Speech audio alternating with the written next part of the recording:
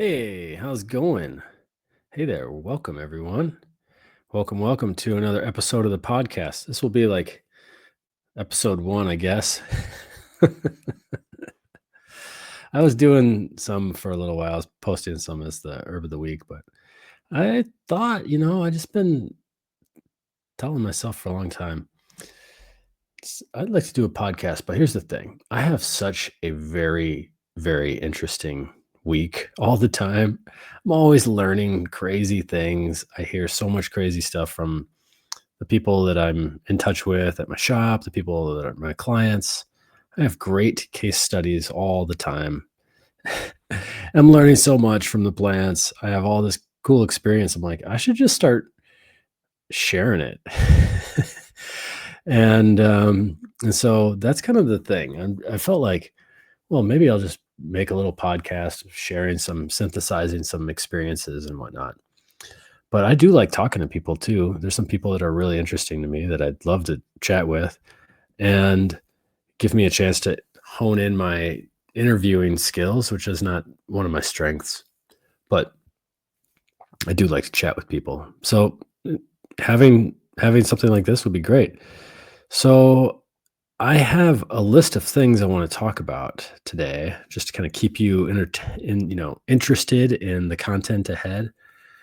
And I'll kind of rattle off a list and then continue with some housekeeping things here. But I wanted to talk about this experience that I had where I saved myself from having stitches by using a plant that everybody should keep in their house or their first aid kit at all times. And it was a really exciting experience too. Um, I learned I'm really into the solar plants right now because it's Leo season. It's Sunday. I got my Sunday shirt on, yellow Sunday Tecumseh shirt, and I'm just like the waves of the solar plants right now are just big time in my consciousness. So we're going to talk about some solar plants and the heart, and yeah, the significance and correspondence of Leo and solar plants and some of the other things too. Some of there's one particular solar plant that I learned about this week, and it sent me on a rabbit hole to connect that plant with the story of Atlantis. So that's coming up. We got Atlantean solar plants, and I discovered something really cool about echinacea. I would say a new virtue that hasn't been written, or at least hasn't been read by me. I haven't heard anybody else talking about it, and it's something that I've learned from my clinical and biofield tuning experiences on something new for echinacea. And my favorite plant medicine ceremony. That sounds boring, I know, because when people talk about plant medicine ceremonies, it's really boring to me, but I promise you it's actually funny. um, but yeah, as far going back to the intention here, I don't know. I'm just going to keep it loose, going to keep it fun.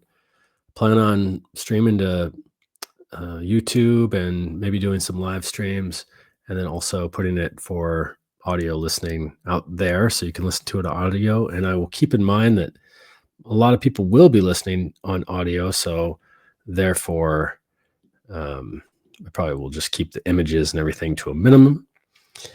And yeah, and then there's another thing too, is like kept me from starting for a long time was all the right pieces, like, a name, a title. And I was like, screw it. These things can fall into place. Remember when you had kids, Kyle? They didn't have a name for like a week at least. You don't need to name everything before you start. And so, yeah, thank you for the other part of myself that gave me that encouragement. I would love some suggestions though. So I got a couple things in mind, and I'm going to say them because I wrote them down, but it'll feel different, I feel like, once I say them out loud. So it's a work in progress. Just give me some feedback. You could tell me they're lame. You could tell me they're awesome, whatever. But here's one. Green sync. Green sync. Does that sound good? I don't know. It's kind of, I like that it's succinct.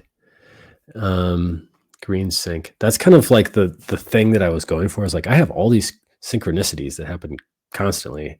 Should probably just have a platform to talk about them because they're educational synchronicities. So that was one of them. Another one. This No, now that I'm looking at it, I wrote this like a week ago, but I'm looking at it. I'm like, I'm going to put it in the lame pile, but I'm going to still say it. Green frequency. Hmm. Yeah, it even feels clunky to say green. Hey, welcome back to green frequency. Uh, and I must have been up late because I put them together in a neologism, and it's frequent greens. Frequent. Hey, welcome back to frequent greens. Hey, welcome back to frequent. Hey, welcome back to frequent greens.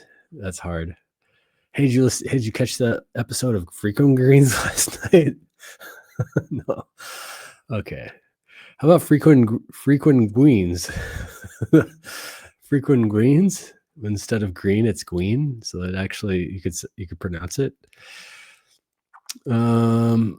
And there's a couple super serious sounding ones that I'm like, oh, I must have been in a really serious spot when I wrote this.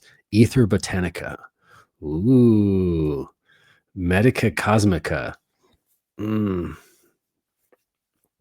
I don't know. I don't think I have what it takes to hold down the seriousness of Medica Cosmica, but it's cool. These are cool words that I put together. Here's one. Rambles from the Brambles. That's kind of the news segment, I guess I'll be calling this for now. Rambles from the Brambles. So yeah, help me think of a podcast title. I wanted it, I have Tippecanoe Herbs as my company, and I have another company called Root Radical Herbal Academy, and Root Radical Herbal Academy is just me representing Root Radical Herbal Academy. But Tippecanoe Herbs has employees, and they probably don't get into the same Atlantean solar plant stuff that I do, at least not the same enthusiastic. So I can't ask them to abide by all of the frequent greens that I'm going to be putting out there. So it's not going to be Tippecanoe anything, but sponsored by Tippecanoe Herbs. How about that? Okay. So first order of business, the plant medicine ceremony. I know what you're thinking. It's the same thing I'm thinking.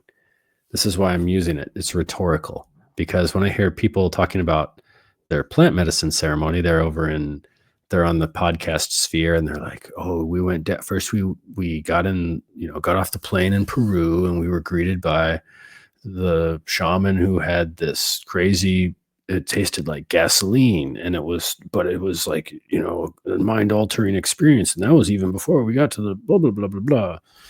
And we, all the stuff that we integrated, and we brought it back for you and the listeners. And it's so boring and it's so lame to me. But I really like the idea of plant ceremonies. And I was like, because it's something I do every day. So I'm like, oh, what's my favorite plant ceremony? What's mine? And it came to me right away. It is a ceremony that I take with my son, my 3-year-old. I have 2 kids. One of them is 3 and the other's 9 months now.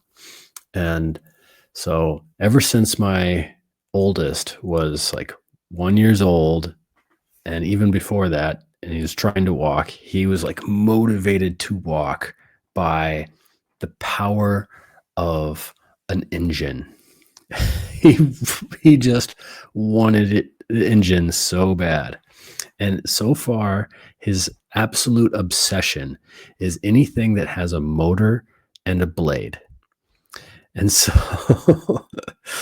that includes, most specifically, the lawnmower, weed whackers, the blender, chainsaw, edger, all of that type of stuff. You name it, even the leaf blower that doesn't have a blade, but his leaf blower, the stick that he calls his leaf blower, has a blade on it. So,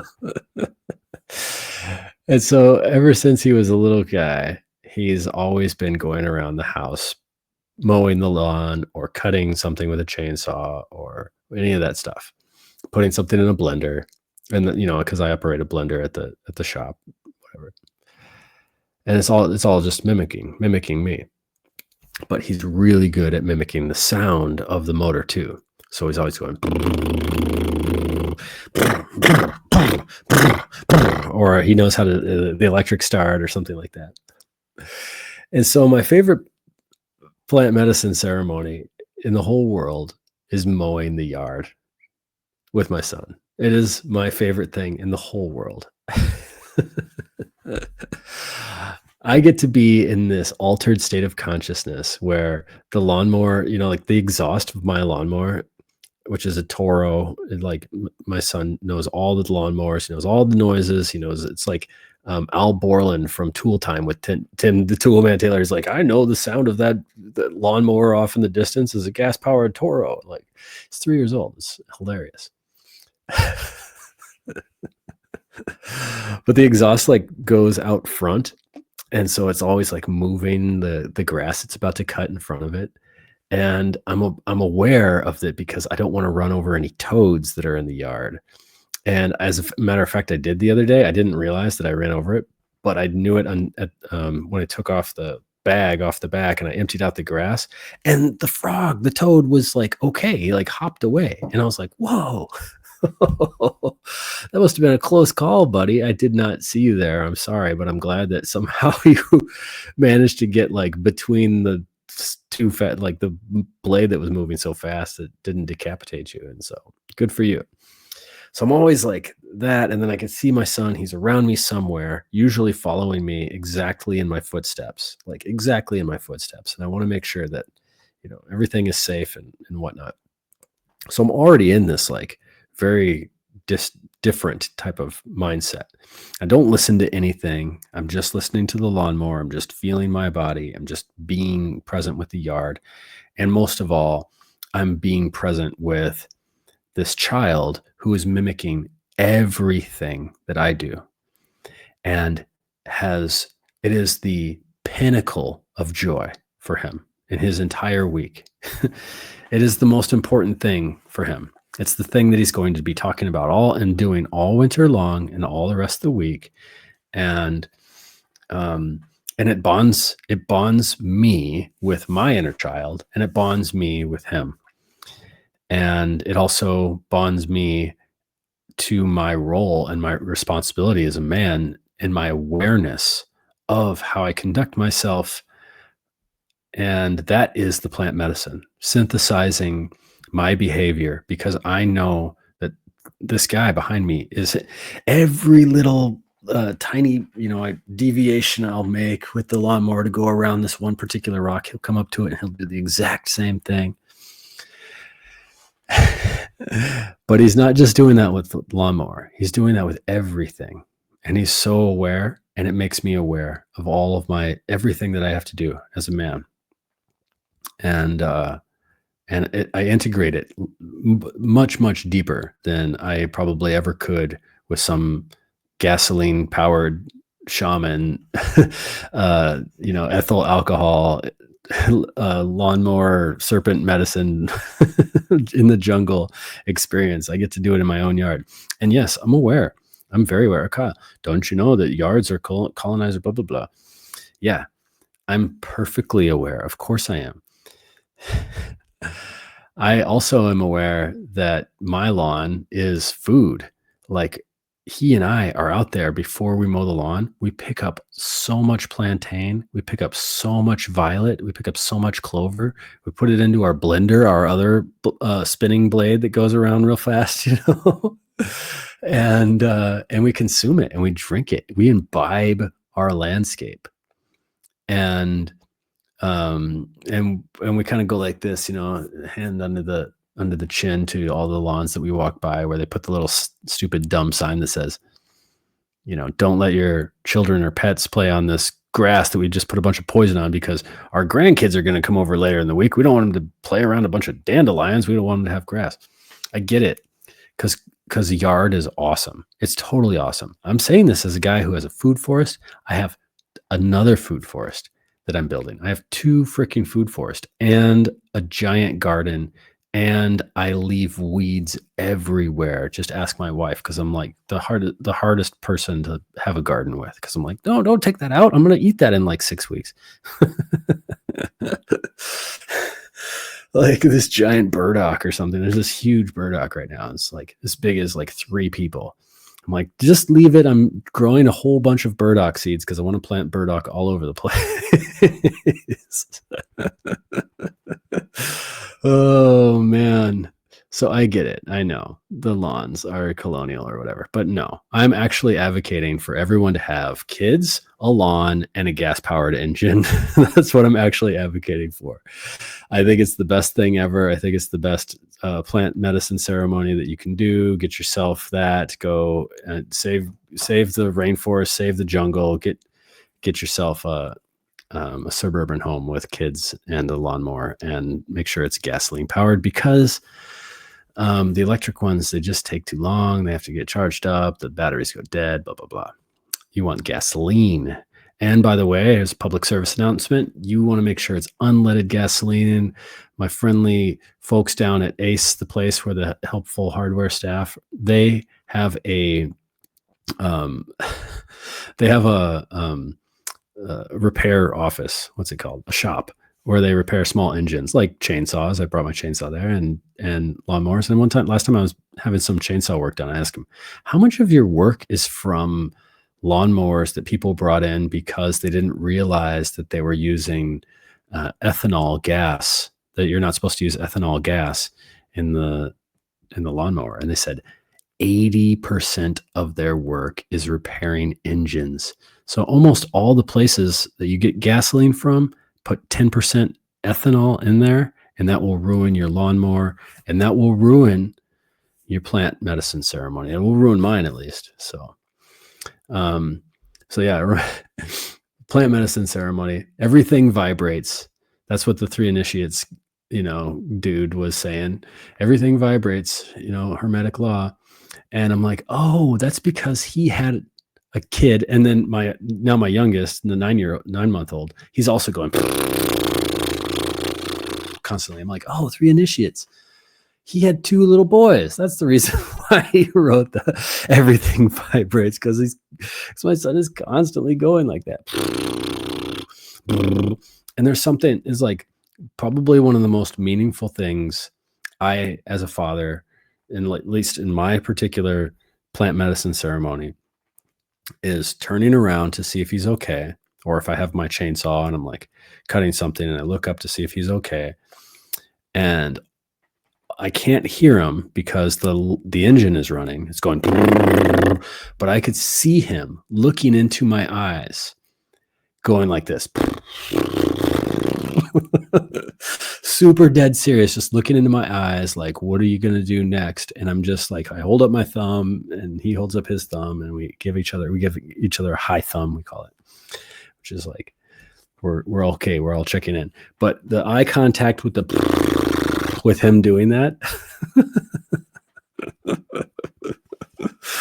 Oh man, it makes me so freaking high on life, I'll tell you.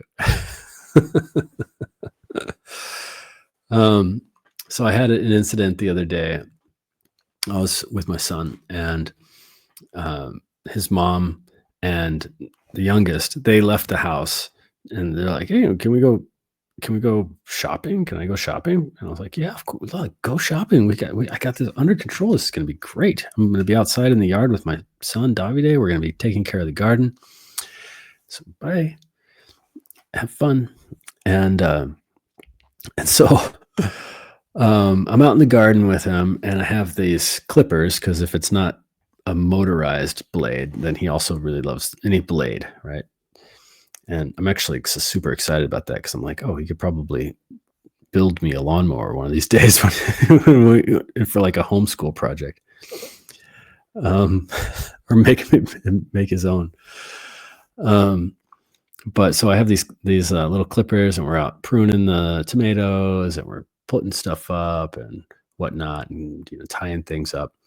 And he's getting really obsessed with, like, he wants these clippers, and we're kind of having a little argument back and forth.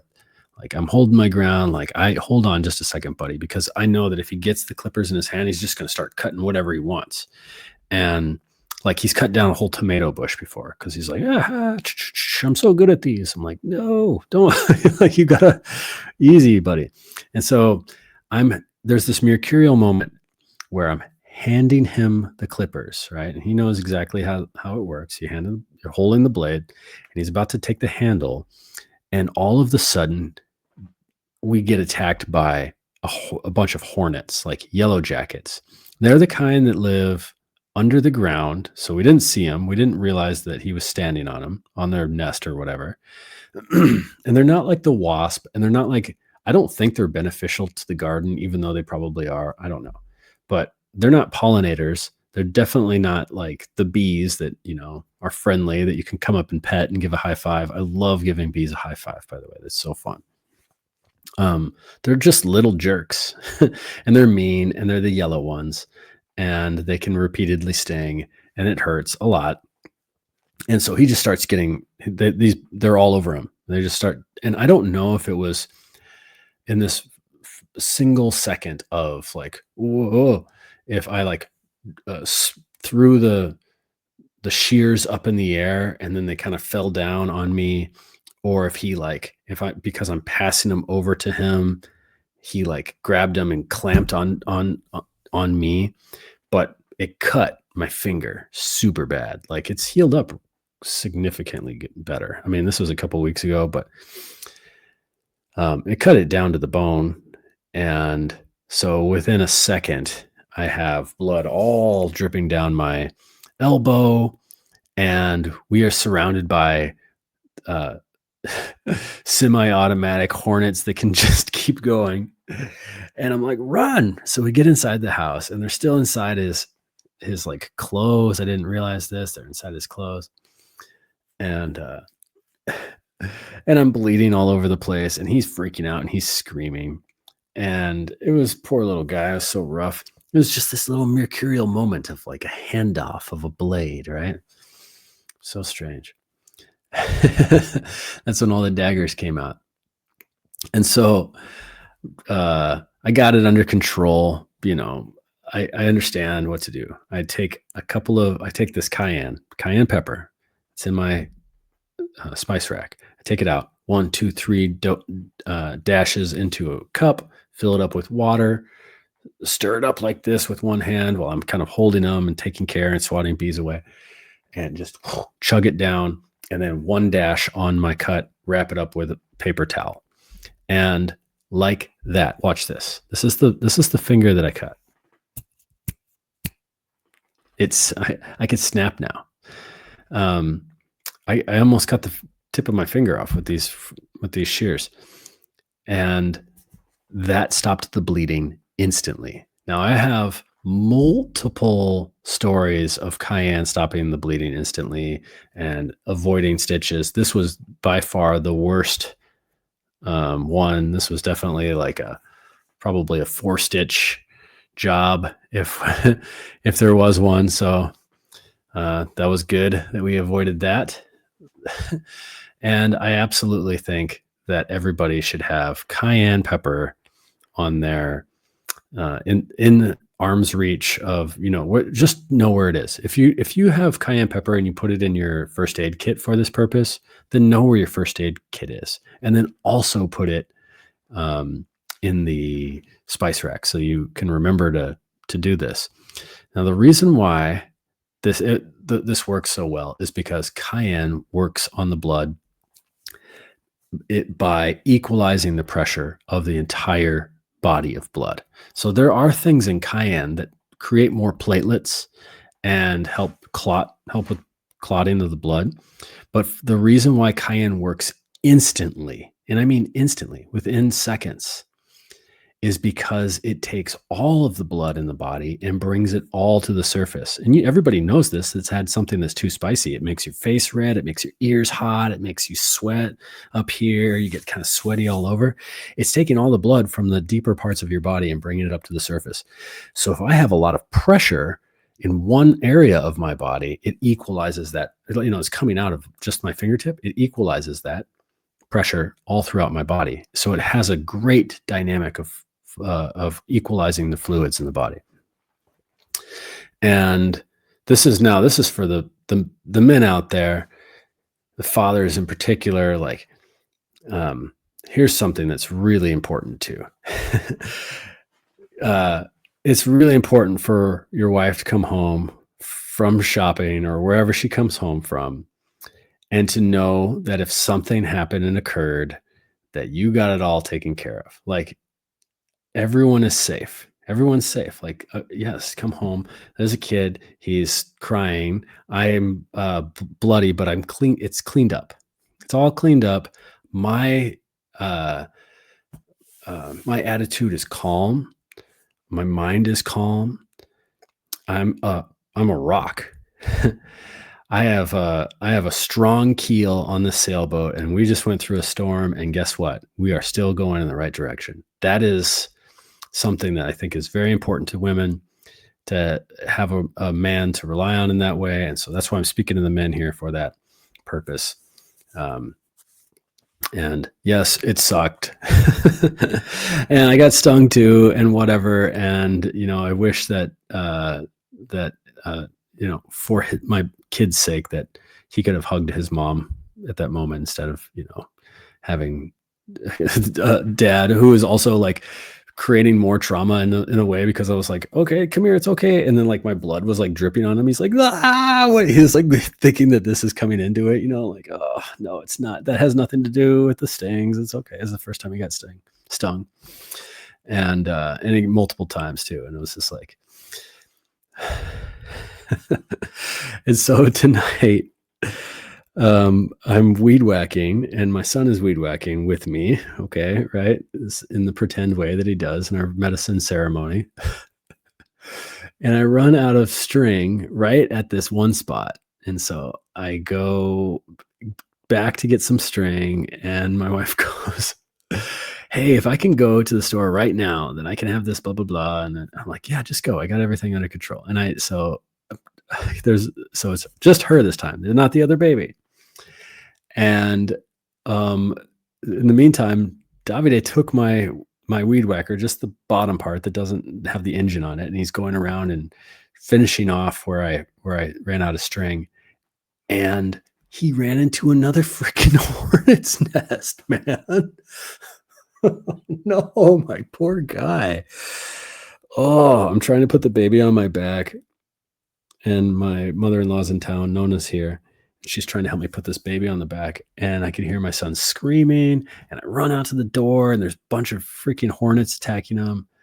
And so I knew it. I was like, all right, I know exactly what to do here. We got to take off all your clothes right away, because the last time they were still in his clothes, and I was just trying to calm them down. And they were like, there was one in his underwear, and it kept stinging him in the crotch. Like, that's the worst. So I took off all his clothes, and guess what? There was some hornets in there. So that was good. That was a good move. And hopped in the bath with some baking soda right away. And that's just so calming to the skin and everything like that. And just tried to make it fun. Tried to have some fun, loosen things up. Wife comes home from the second time in 2 weeks that she went out by herself and came home. This is the second time in 2 weeks that she went out by herself. And in both of these times, she comes home to a kid that got stung by a bunch of hornets. And I'm like, it's cool. It's cool. I almost have him to sleep. It's like, here we are. It's all good. We got this.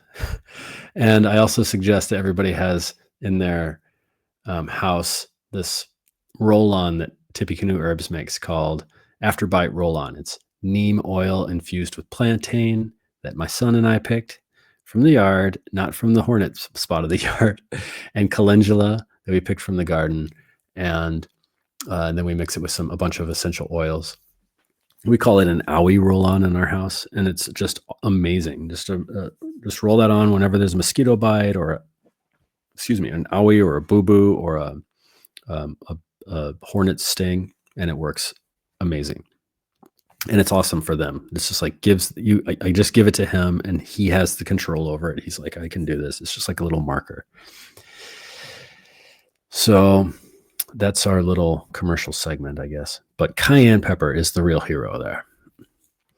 And I also want to give my wife a lot of credit here. And before we get into the solar herbs, because I want to use this as a segue to talk about solar herbs. And I'm just really proud of her because my two kids are so tan. They're so freaking tan. And they're beautiful. They're beautiful. I have this 9-month-old, and he doesn't have a tan line at all, except for the creases between his beautiful baby folds. It's so adorable. It looks like hot cross buns, or it looks like a hot dog bun that's been like on a grill or something like that. That's what that's what he looks like. Yeah. And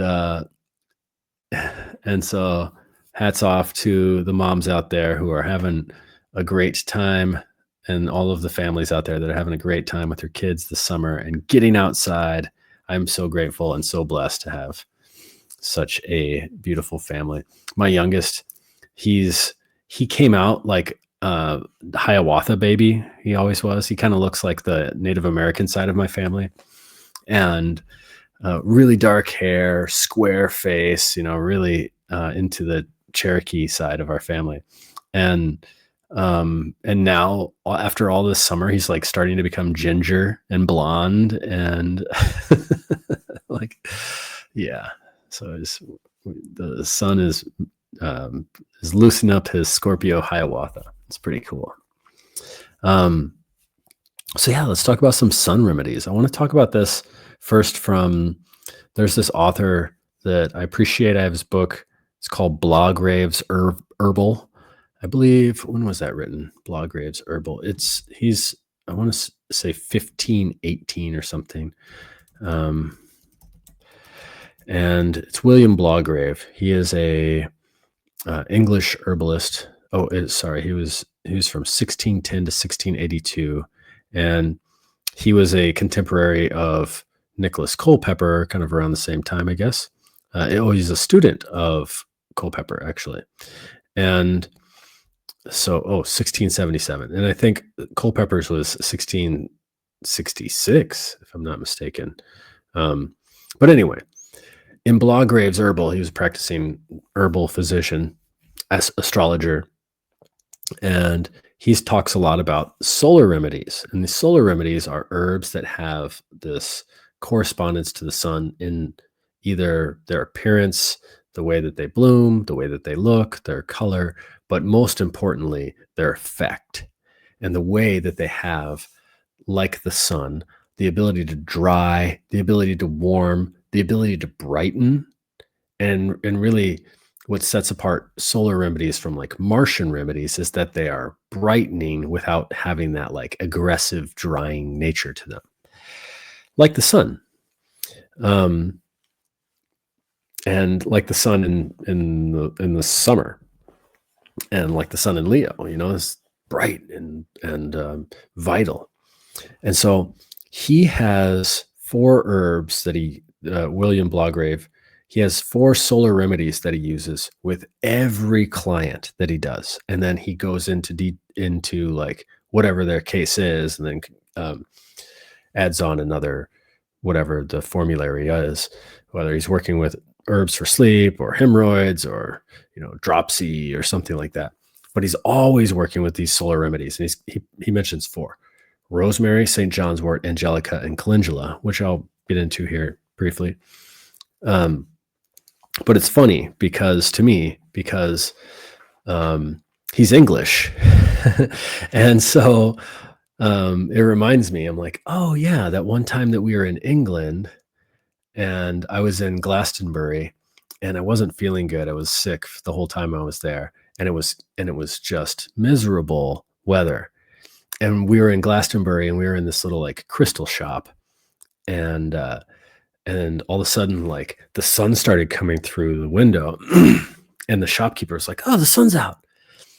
And she like got up from behind the desk, and like the other person that was in the shop like got up and like left the shop too, and they like opened the door and they went out into the street.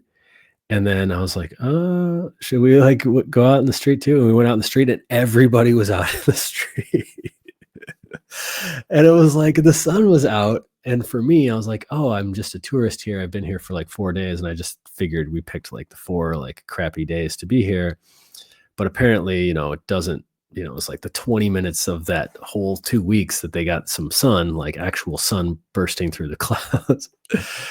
And I was like, oh yeah, that really paints a picture of the English, of like of really the English, which is like my descended from the English as well.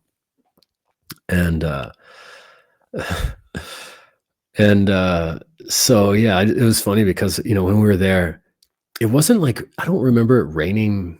Maybe there was some parts where it was like actually raining, but for the most of the time, it was like we were in a cloud where the air was the fog was so dense, and it was just like, it wasn't even sprinkling. It was just like you would just walk and it would just collect and just start dripping on you, but you couldn't like actually like feel it, in your hands. It wasn't like dropping in your hands. It was just like etheric precipitation all throughout the atmosphere. And anyway, so it made a lot of sense that he's like, look, if I want to work with you, we're going to have to first give you one of these solar remedies and then address your insomnia or what.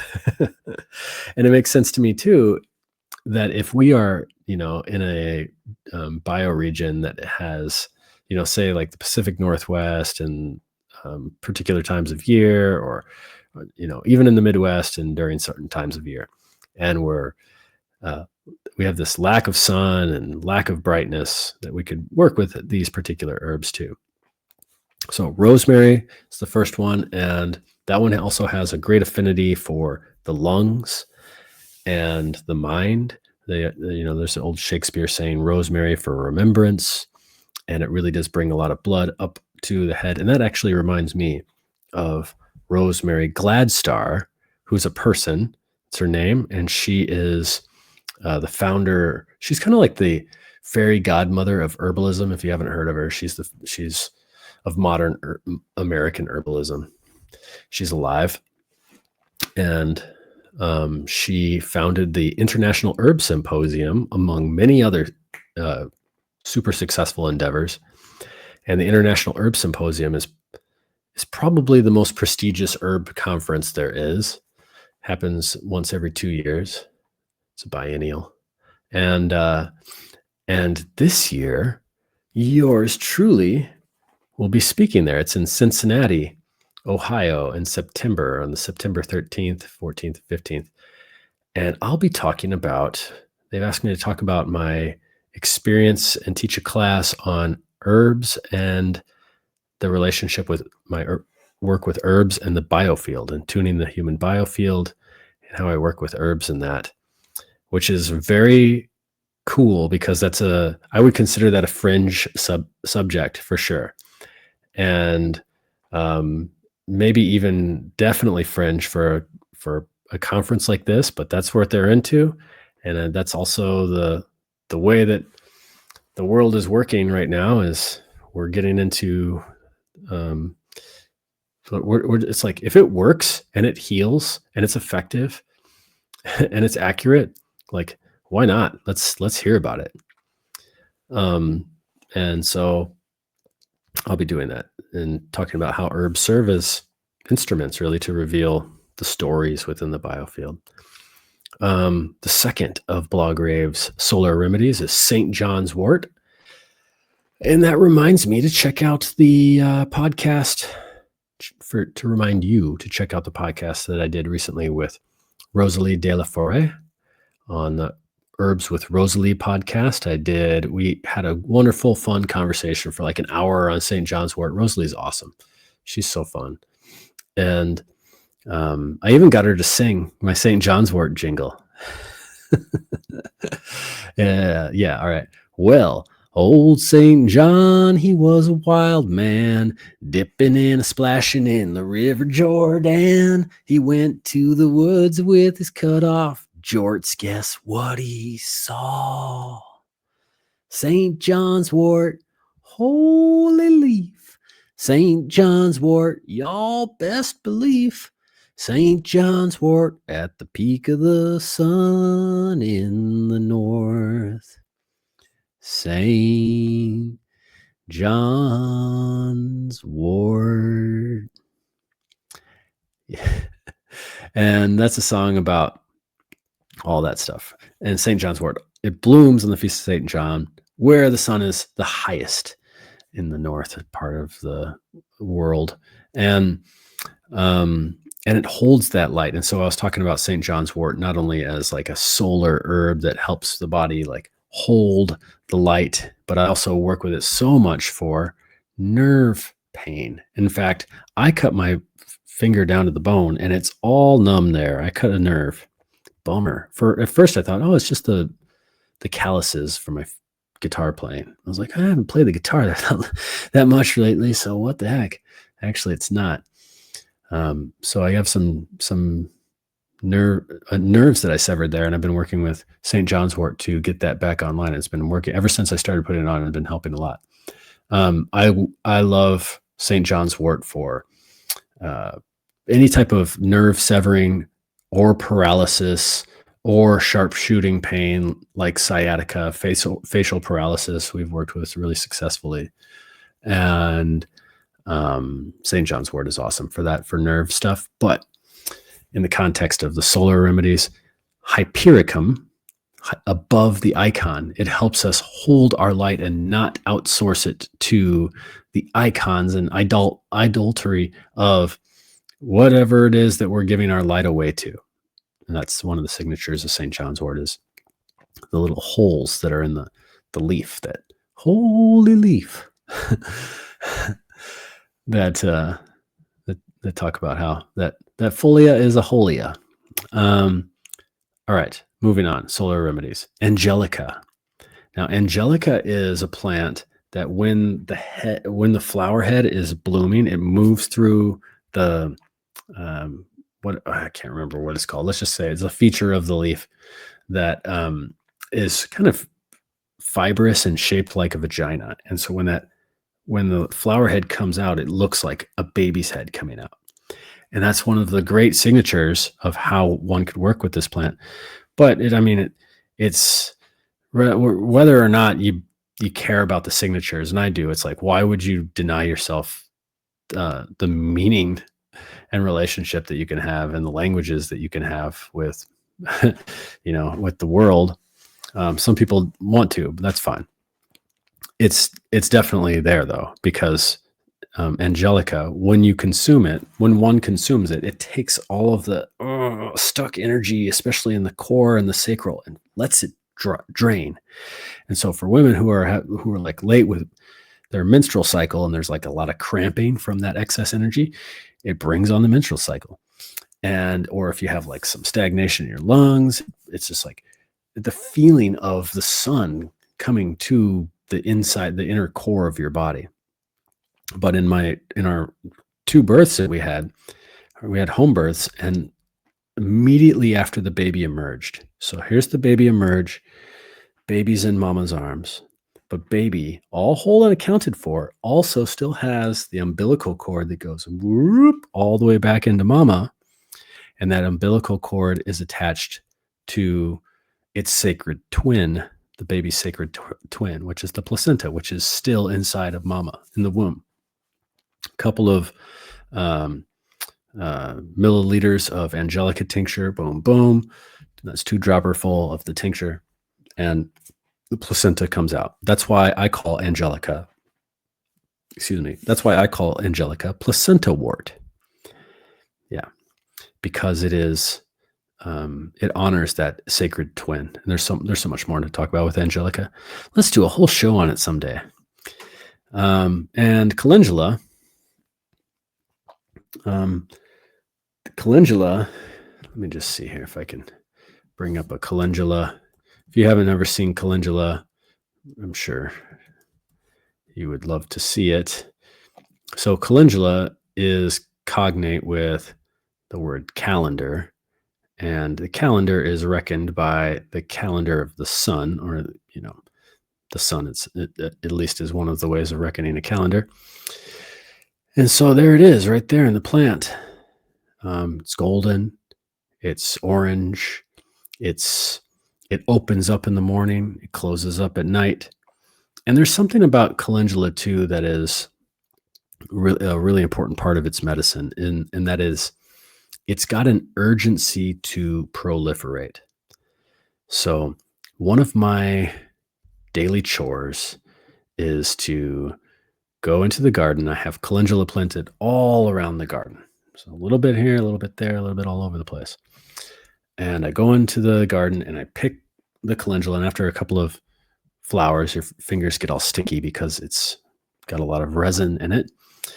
And this way, I just kind of go all around the garden and I can check on everything. I could check, oh, I got to stake this thing back up. Oh, there's a cucumber. It was hiding there. Cool. I found that. I'm going to take it. All that type of stuff. It really puts my mind into the daily grind of my garden space. Not even a grind. It takes my mind out of the daily grind and into like the day itself. And and the little piles of calendula that I have are drying according to each day, and they usually constitute like a week. So I have like day 1, which is the fresh pile, and then day 2, and then day 3, and then on 7 days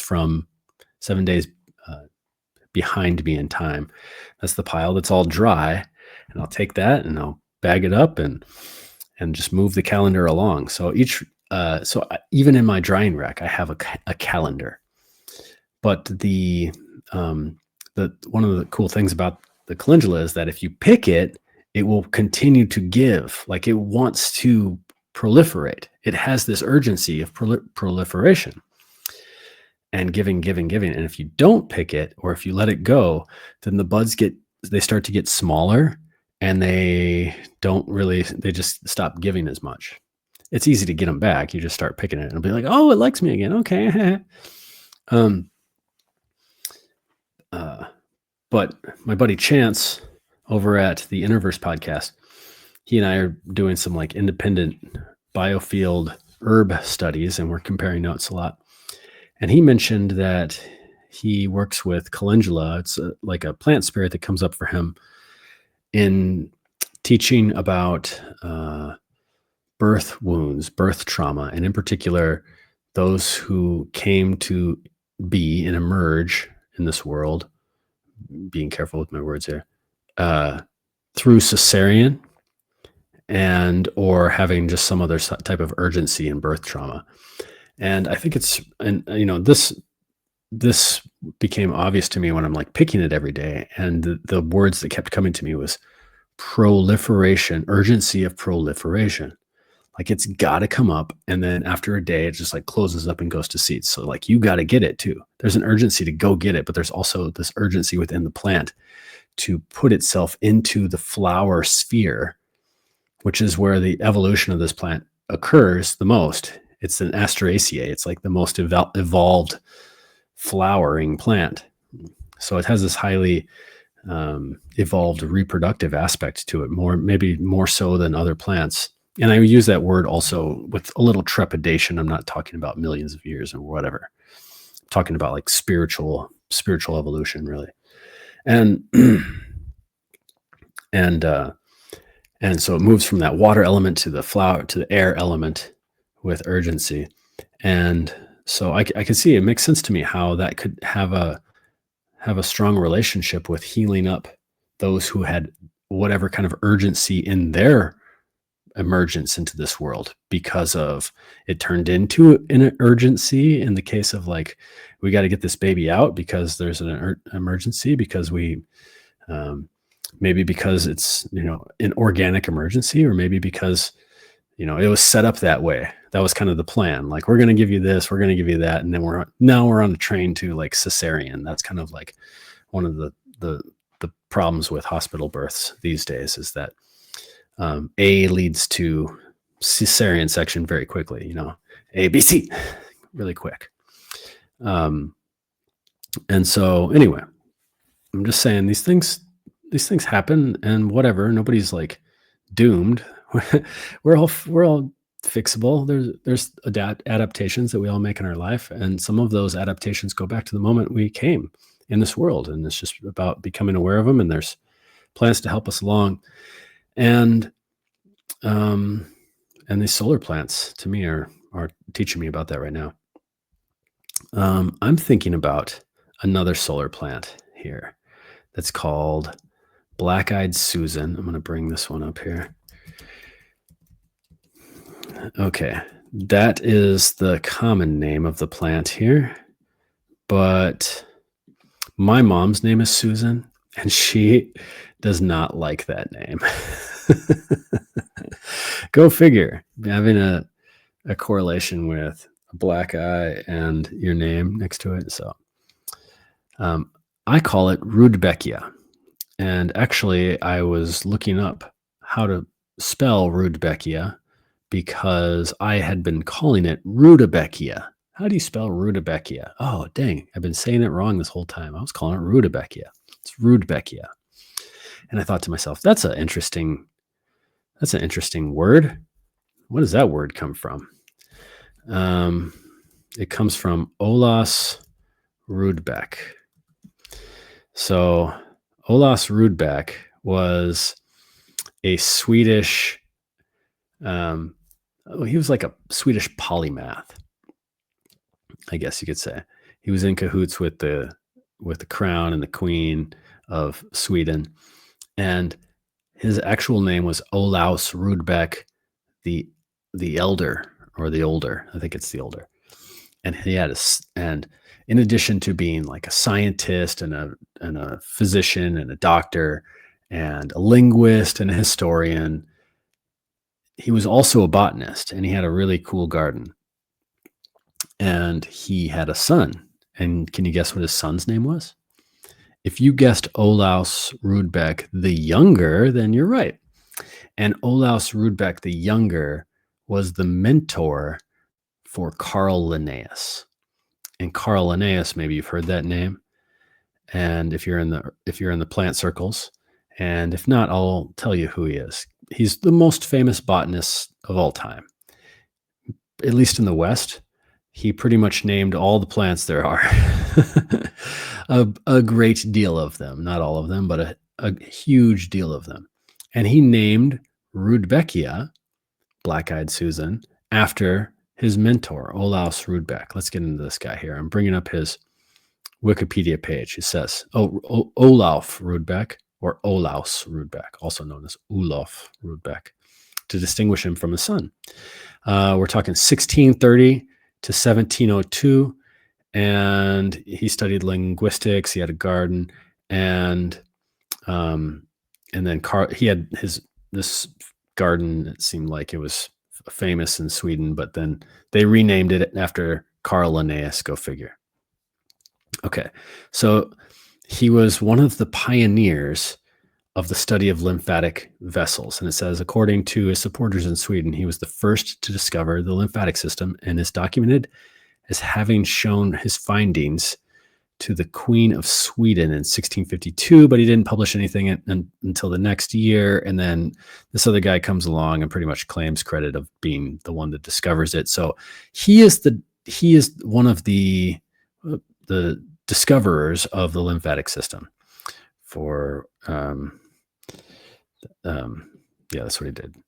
So I didn't have that screen on. Sorry about that, but that's all right. You don't, if you're listening, you don't need to see it. But I think that's super interesting because I don't think Carl Linnaeus was an ethnobotanist, although he's probably like running around in ethnobotanical circles. He's a botanist. He's just like, if he's going to be the most productive botanist of all time. He's just like looking at forms and looking at things and looking at patterns. And by the way, botany is like very arbitrary science. I know that that's probably going to ruffle some feathers, but the act of figuring out which thing to categorize and have that be the species is all just going to be arbitrary chosen. Like that's it. And so he's got his system down, and plants coming across his desk and other animals probably too. And stamp this, stamp that, write this, write that.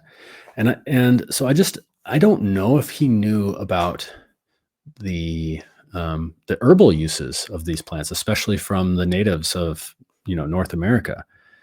But the natives of North America would use and I say use, but I mean like they worked with this plant, Rudbeckia or black-eyed Susan, against venom, against snake bites, against bites, mosquito bites and everything like that. And the reason why is because it works on the lymphatic system. Isn't that cool? I think that's super cool. So I'm just like, oh wow, cool little I don't know, side quest into Olaf Rudbeck, and being like, oh wow, he discovered the lymphatic system. That's what this plant is for. That's what I was studying about. But like when I was like, oh, it's for this, and then I found out about this guy. Listen, and so I was like, let me dig in a little deeper. That was cool.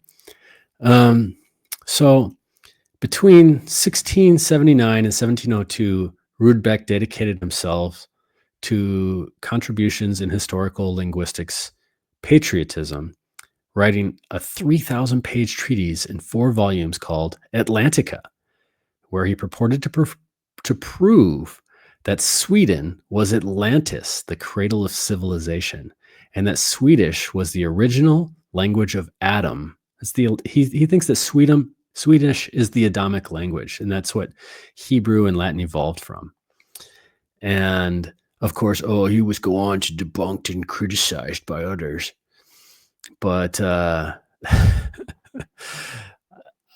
like it off the bat. I just like it off the bat. Sweden, that's up there. That's in the North Pole. If you look at a map of the Earth that's flat, Sweden is in the middle. I really like, and that's what, the Bach saga, that's from Finland, but that they talk about Finland being the center of the Earth. I like the idea of that whole Scandinavia, Iceland, and even like the British Isles as being like greater Atlantia, everything that's boreal now. And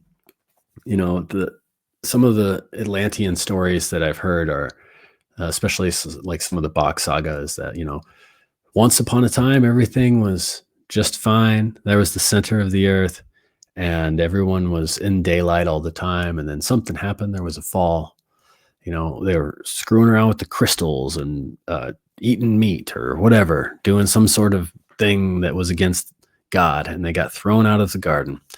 And so then night came and winter came and hell froze over. That's Helsinki froze over. And that's what Atlantis, all the land was ice. So I think I'm like, oh, all right. Now we're going in the right direction. We're talking about first we're going into the lymphatic system, not getting credit. Now here we are. He's like, the Swedes never got credit for Atlantis either. Let's see here. Okay, so he says, this guy wrote a biography, says that developed a system for measuring the age of old monuments and graves by thickness of the humus accumulated over them, which, though many of his conclusions were erroneous, anticipated the methods of modern archaeology and was far in advance of most historians and antiquarians of his time. So I'd love to hear his linguistic theories, by the way. Oh, here we are. A nephew of Olaus. Oh, there's some nepotism right here.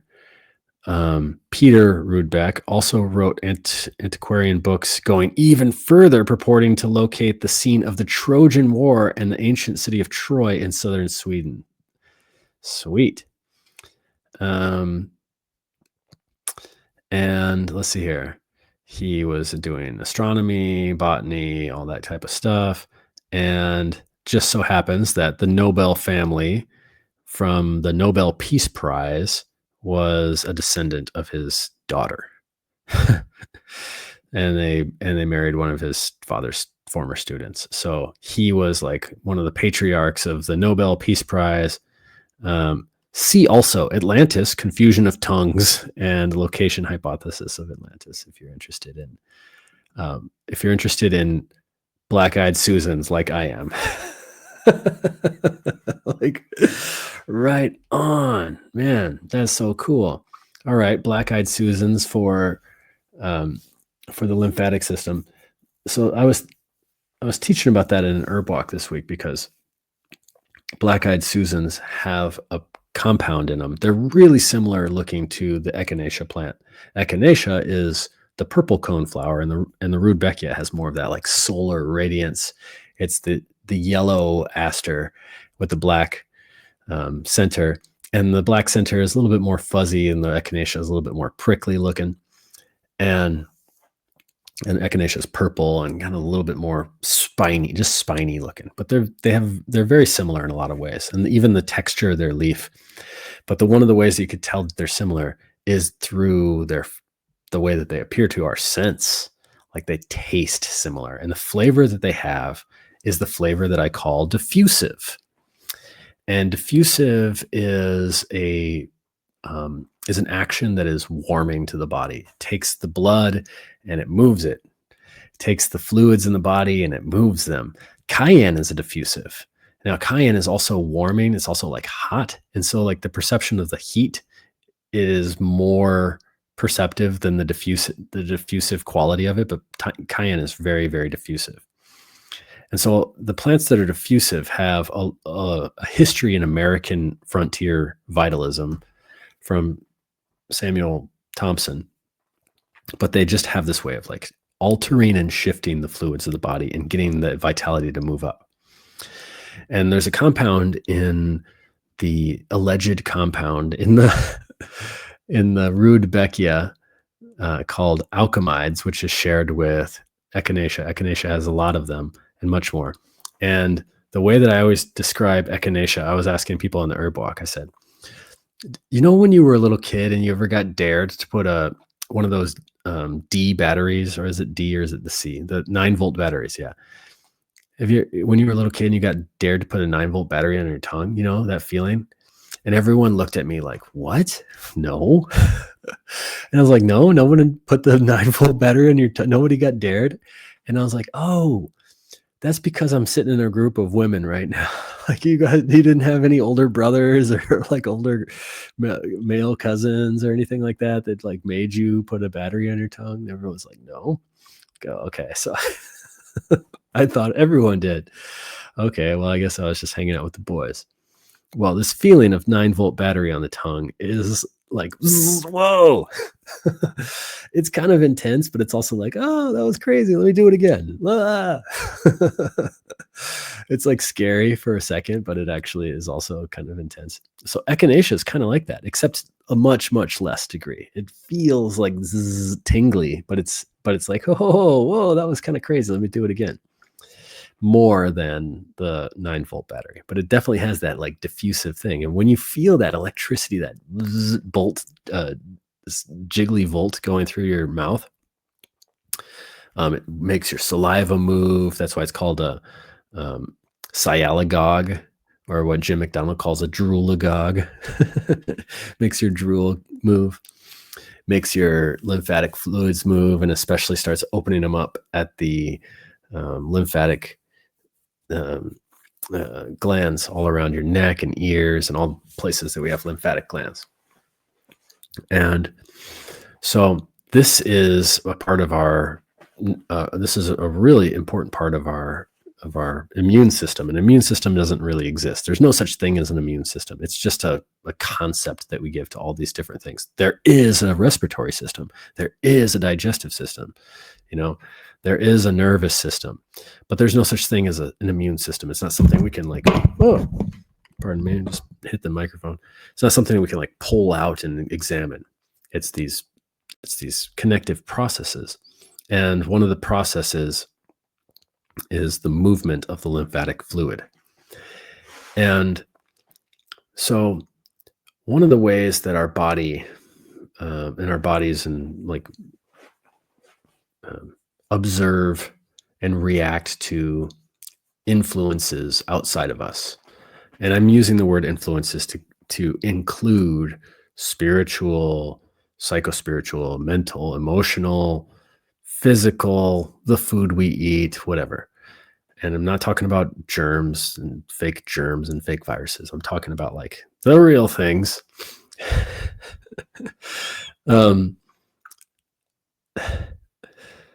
Our bodies have a way of we smell something, it goes up our nose, it comes in through our skin, our normal channels of taking something in. It goes through the turnstiles. We have our own little versions of TSA airport nonsense that our body has to protect, all the stuff that it comes into our body, all the air, all the pollen, everything that we come in contact with, every other vibes.